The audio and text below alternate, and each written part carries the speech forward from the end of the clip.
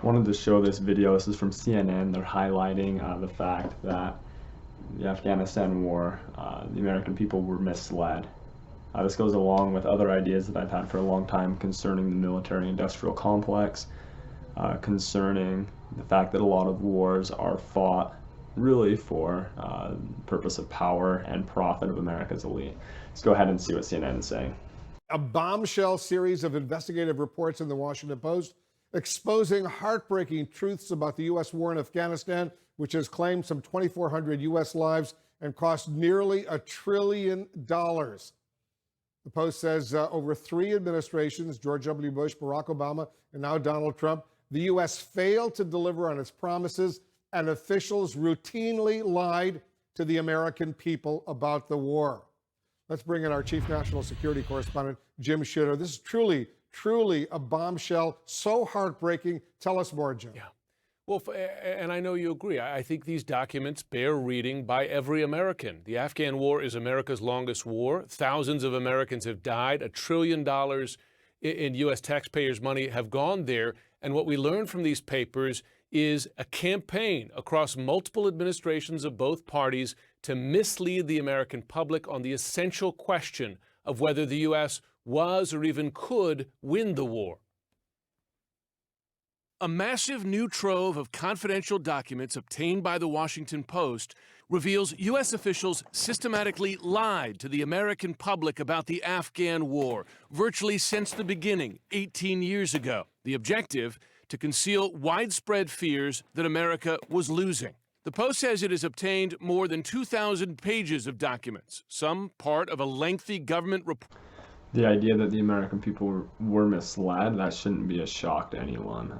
This was the case with the Vietnam War, the Iraq War, when Dick Cheney and his company Halliburton ended up getting huge contracts, millions upon millions of dollars, in which there were no other bids even received. So really this shouldn't be a huge shock that the government and that specific presidential administrations would be willing to lead the public. Report called Lessons Learned, and that, quote, several of those interviewed described explicit and sustained efforts by the U.S. government to deliberately mislead the public. They said it was common at military headquarters in Kabul and at the White House to distort statistics to make it appear the United States was winning the war when that was not the case.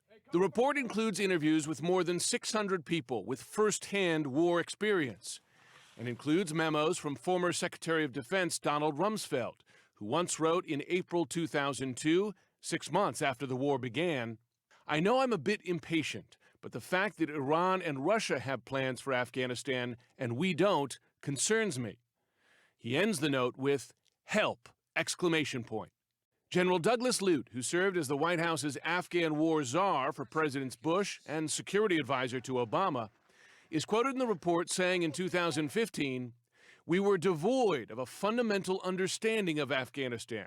We didn't know what we were doing." What we're looking at here is something that calls into question not only our military operations, but also is a dishonor to the sacrifices that have been made by the servicemen and women in Afghanistan over these years. This is an inexcusable way to run things. The revelations are reminiscent of the Pentagon Papers, a top-secret Defense Department study of the Vietnam War, which were first made public in 1971 when they were published by the New York Times. It's very similar to what happened with the Pentagon Papers because, again, a strategy is being called into question. The rosy picture that's been painted by our political and military leadership is not the real picture on the ground. To date, the U.S. has not carried out a comprehensive accounting of how much it has spent on the war in Afghanistan.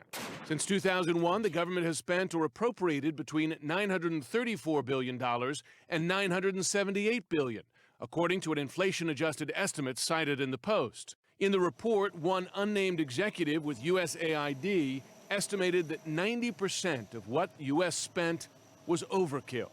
The Post says it obtained the documents through the Freedom of Information Act after a 3-year quest. In response to the piece, Defense Department spokesman Lieutenant Colonel Thomas Campbell said Monday, quote, "There has been no intent by DoD to mislead Congress or the public. Most of the individuals interviewed spoke with the benefit of hindsight." The parallels here to the Vietnam War, to the Pentagon Papers, just alarming. The military spent years, decades even, rebuilding confidence following the lies exposed by the Pentagon Papers, rebuilding how they taught commanders, taught officials to talk about the war or account for success in the war. Wolf, it's remarkable to see similar problems happen yet again. I can only imagine and brace for a similar report about the long U.S. war in Iraq as well. I suspect there could be some horrifying news as far as that is concerned. Also, Jim Sciutto, thanks very much to you. Thanks for the Washington Post also for breaking this important story. So notice how in that video they talk about the Americans that died, the innocent Americans. What about the innocent people in Afghanistan? Same with Vietnam, same with Iraq. We oftentimes focus on lost American lives, but to those people, they weren't even the ones that started the war. The people in Vietnam, the people in Iraq, it wasn't their country that started it, and we still had tons of them end up dying. And do we actually believe that our people are more valuable than others around the world? If so, then we're delusional. We're trying to convince ourselves of some reality that just isn't there. But again, the fact that America has misled the public when it comes to war, that's to be expected. A lot of politicians will try and save face, and they're out there looking out for the billionaire class, weapons manufacturers, groups like that. Thanks for watching. If you want to see more videos on history and politics, go ahead and subscribe to my channel.